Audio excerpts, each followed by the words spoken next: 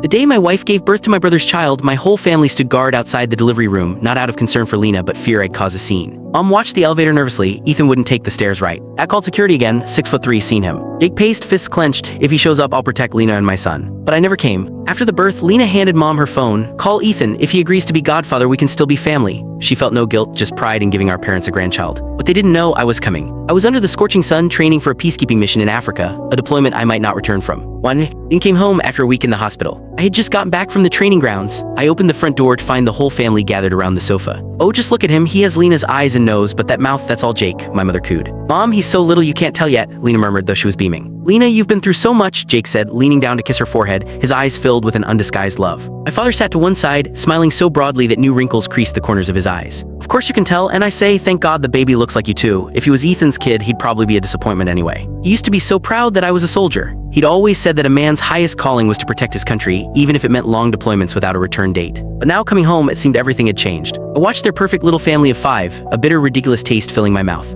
4 years ago, I'd left home to join the service for a critical mission. Lena and I were newlyweds. I couldn't bear the thought of her waiting for me, practically a widow if my mission failed. I'd offered her a divorce, urging her to find a new life. But Lena had only gripped my hand, tears in her eyes, refusing. Ethan, is that the kind of woman you think I am? One who can't handle being alone, she'd said, her voice trembling. My husband is defending our country. How could I, your wife, leave you at a time like this? I'll take care of your parents. I'll be here waiting for you. The day I left, my parents and Lena saw me off at the airport. My parents were crying, their hands clutching mine, their clouded eyes tracing the lines of my face. Ethan, don't you worry, my father had choked out. Your mother and I will be right here waiting for you to come home safe. He's right, my mother added. We're so proud of you, just focus on your duty. I'd walked the line between life and death more times than I could count. The thought of them was what always pulled me back. But when I was discharged and came home 2 months ago, I walked into a completely different world. Place had been taken firmly and completely by another man. Ethan, you're back. Jake's voice snapped me out of my thoughts. The others looked up. My father's face immediately soured when he saw me, covered in dirt and grime from training. Look at the state of you. Are you trying to embarrass us? Did you have to show up looking like a mess on the day Lean comes home? Are you doing this on purpose? Trying to bring bad luck into this house? My mother added, her voice sharp.